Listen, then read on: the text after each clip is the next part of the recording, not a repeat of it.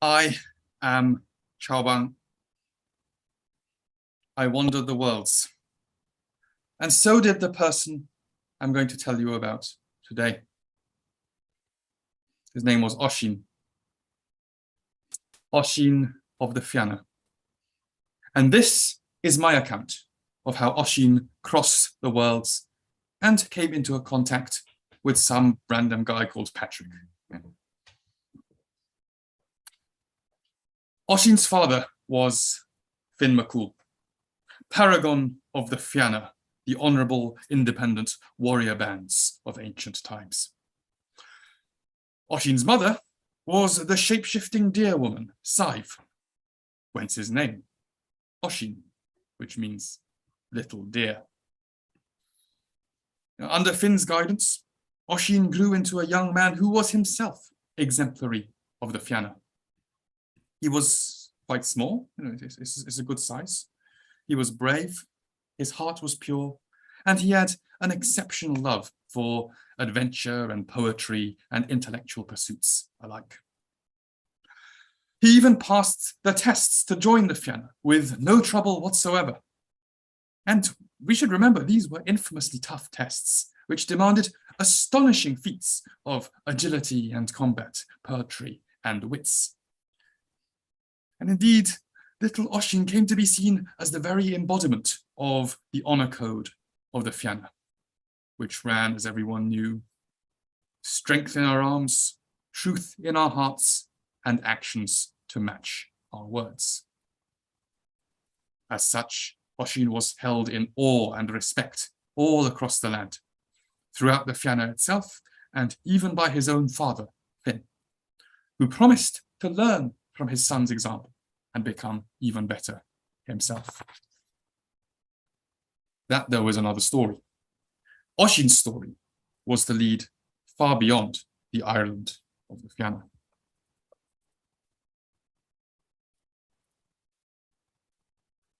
One morning that could have been any other morning, Oisin was sitting on the beach, watching the sun rise over the sea, and marvelling at how it made what appeared to be a road of light appear upon the water. And then he saw a figure on horseback, riding down the road of light towards him. Huge figure, and it's a huge horse with foam splashing at the horse's hooves.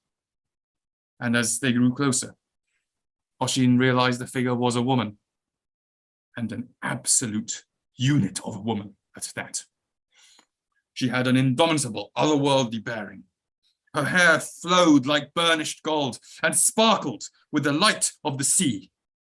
And she was not 3, not 4, but 12 times bigger than him. 12 times. I got it exactly right. It's very important. You've got it right that time. And she steered to a halt beside the bewildered Oisin and introduced herself as Niamh Cinnór. She had come, said Niamh Cinnór, from the other world, the Tirnanog, because that was how far Oisin's repute had spread. And she wanted him. She invited him to go with her to a place outside the dominion of time, with no sorrow, no death, and no limit to the pleasures and adventures to be had for a hero like him. And Oisin needed no further persuading. He got up behind her on the great white horse, or rather, I mean, he tried to, but of course it's far too big. So instead, she easily sort of lifted him onto it and parked him in front of her. At least that's the official version. You don't want to know what he actually wrote. In any case, off they went up the road of light, across the waves to the Tirnanog.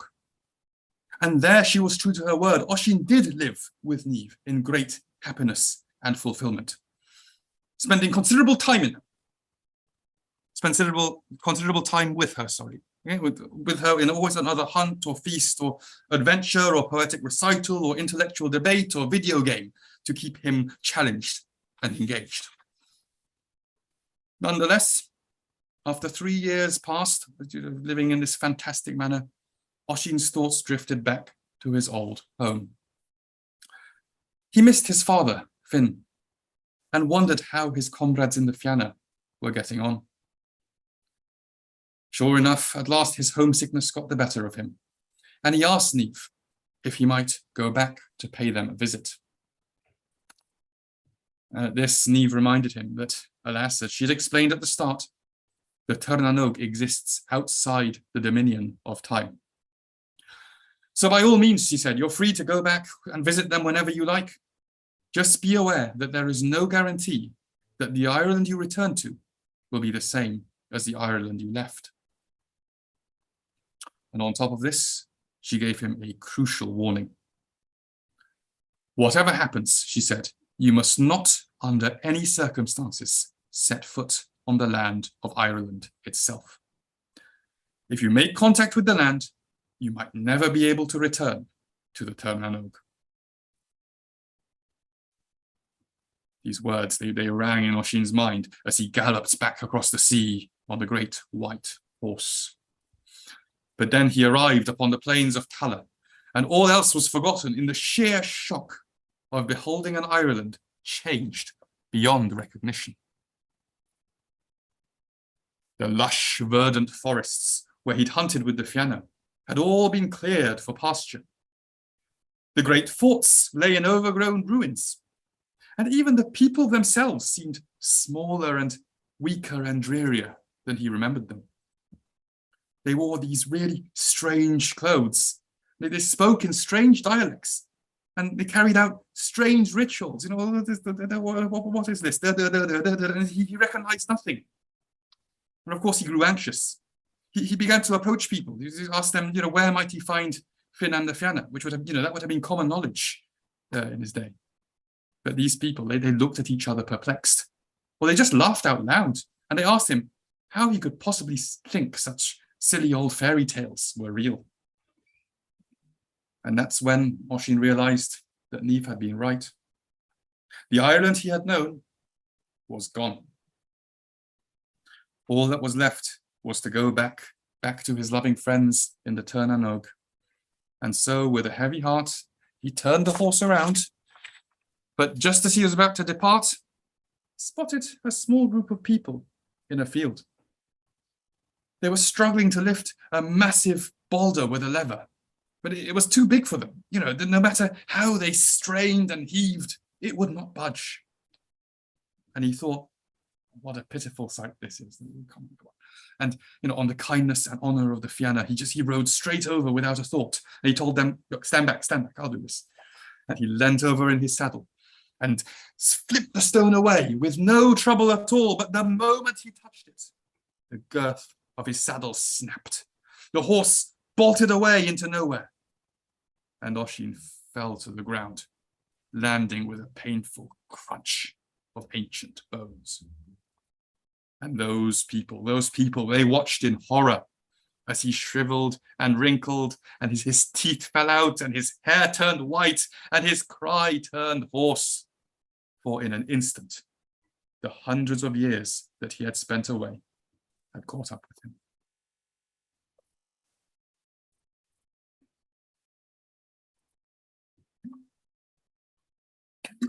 Now, having watched this, these fellows, they knew for sure this was not an ordinary person. They crowded round to help him. They sat him on the rock that he had tossed aside just a moment ago, hardly believing it now for how he looked like a stick beside it. They gave him water, and then they bombarded him with questions. But the dazed old Oisin could only ramble incoherent mutterings about Finn and the Fianna and Niamh Kinor and the Tirnanog. And these people, they couldn't decide if he was lying or just plain mad. So eventually they sort of went aside and they conferred among themselves. And they came back and they told him, look, you'd better come and speak with our holy man. He's been around. He knows a few things. If there's anyone here who can help you, it's him. And Oisin said, oh, your holy man. So what's his name? And they replied, Patrick, of course. Doesn't everybody know that? Ah, said Oisin. Patrick. Suppose he's, famous like Finn McCool. They brought him to Patrick. And as they steered him into Patrick's chambers, that grizzled fellow, he stood from his desk And for a few minutes, they just stood there staring across the room at each other, each as amazed as the other. On the one side of this room, you had a man from a different time, the last surviving champion of the ancestral Ireland of the Fianna.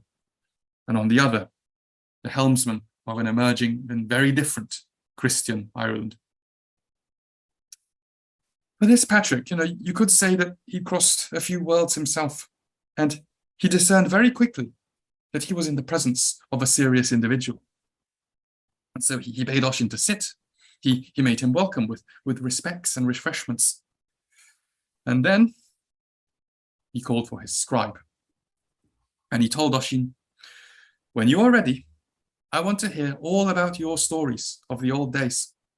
And my scribe will make sure to write down every word you say." Something in the manner of this strange old man spoke to the wise old poet in Oisin. And all of a sudden, he'd forgotten his frailness and his injury, and he was regaling Patrick at length on everything he knew about Finn McCool and the life he had led with the Fianna, as Patrick's scribe scribbled furiously away.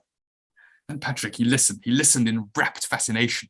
He interrupted only with the formula, "Oh, may victory and blessing attend thee," to express his admiration.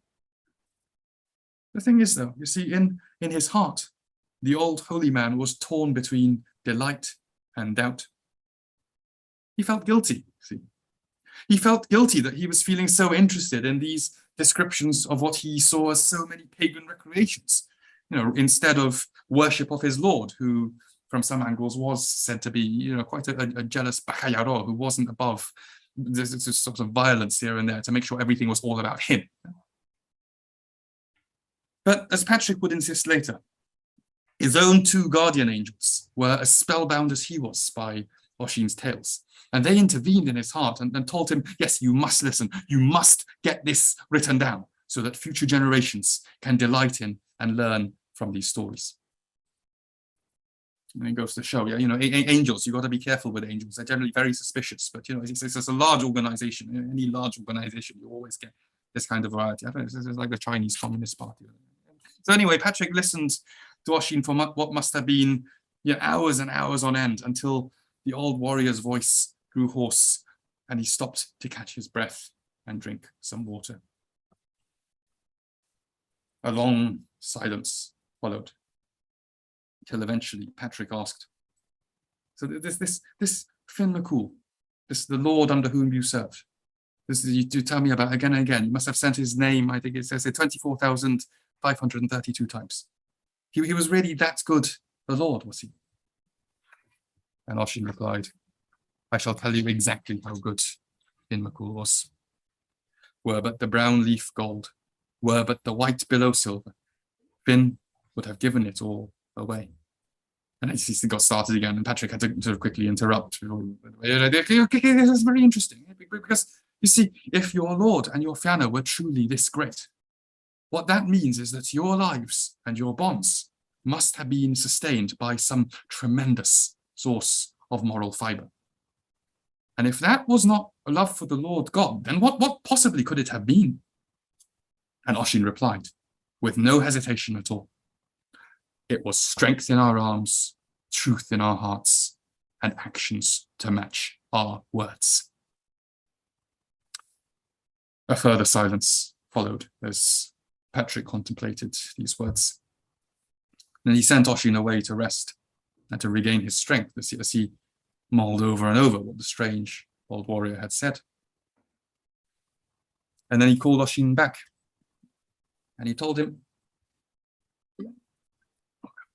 "You have my infinite gratitude for sharing with me your stories of the Ireland of old. So now the least I can do to reciprocate is to share with you the truth of Jesus Christ." So now, of course, you're familiar with how it goes in these situations. It was now Patrick's turn to speak at length to Oisin about the likes of the Christian God and the creation of the world, the commandments, the story of Jesus, the promise of eternal life, the monastic ways of the saints, and all the blah, blah, blah. And Oisin listened to Patrick. He listened with the same respect that Patrick had showed him. But truth be told, he was puzzled in the extreme. What need had he for divine laws and commandments when the honour code of the Fianna had always sufficed? What kind of promise was eternal life for one such as he, who already knew in his flesh, and perhaps to some extent in Nifkin Ors, what it meant to live outside of time? So when Patrick's stories turned into these sort of inevitable, gentle but sustained attempts to persuade him over to Christianity, Oisin was nonplussed. And that, of course, is where the quarrels began. The two of them, they sat there exchanging argument after argument long into the night. These two supreme intellects, each challenging the other to the pinnacles of his talents. They argued about who had the better music, about how the new order's dreary bells and chants could possibly compare to the songs of the ducks and the blackbirds, the whistling of the eagles, the bellows of the cows, they go, no! And the calls of the otters, the Fianna's natural chorus. They argued about food, of course they did, about how the Christians' abstemious bits of bread and meat seriously made for a better world than the Fianna's copious plenty of fowl and beef and venison, of leaves and berries that of course grew far bigger in the Fianna's day, and of wine and sweet drinks and hunts and feasts and all the rest of it. They even argued about just how worthy the Christian heaven could possibly be if, as Patrick insisted, it wouldn't let Oisin's beloved hunting hounds in with him. They went on and on and on until by sunrise both their bodies throbbed with the exhausted catharsis that can only come from an invigorating debate like that. And yet, each man remained as staunch as the other in favour of the world he represented. Patrick was experienced. He was experienced enough to know when he met his match, which he didn't think was something that happened often. He was so impressed by Oisin's vigour and eloquence that, despite all their disagreements, he felt compelled to make him an offer. And he told Oisin, if you do not wish to convert, then that is your choice. I respect that. Yeah, I respect it. But if for nothing else, for the sake of your immortal soul, I would like to offer you a baptism, so that when you pass, you need not fear the fires of hell. And to this, Oisin replied, what about my Lord Finn then? And of course, Finn wasn't baptized. So tell me now, tell me what I've been trying to find out ever since I got here. Where will I find Finn McCool now? And Patrick, he answered with a great sigh. He says, alas, it is true, Finn was not baptized. So no doubt, he must reside in hell until the end of eternity. Come though, you can still avoid that if you wish. I understand you are attached to your hunts and your battles and your Fianna, but that world is gone now. You'll find this hard to believe, but take my word for it. You'll find even an hour with the true God so much happier than eternity with Finn and the Fianna. Oisin cast his wrinkled gaze at the floor. He thought for a while, and then he looked Patrick straight in the eyes, and he said, Patrick, you have shown me nothing but hospitality and kindness ever since I met you. And for that, this lost old warrior thanks you. But let me tell you something with absolute certainty. There is no army of demons, not here, not in hell, not in all the worlds combined, that could keep Finn McCool somewhere that he did not wish to be. And if your God is the sort who would keep Finn McCool in fetters of pain, then do not claim he is the greater than Finn in strength, in honour, in righteousness, or in love. Not when, whatever their disputes, supposing your God himself were the one who was chained up in hell, Finn McCool would be the very first to fight to his aid and bust his ass out of there. So if my father is not in his heaven, then I, Oisin, companion of Niamh, son of Finn McCool, on the honour of the Fianna, I forgive your King of Heaven for his sins. But as for me, I shall join Finn and the Fianna wherever they may be, rather than be welcomed into a heaven which closes its gates to Finn McCool.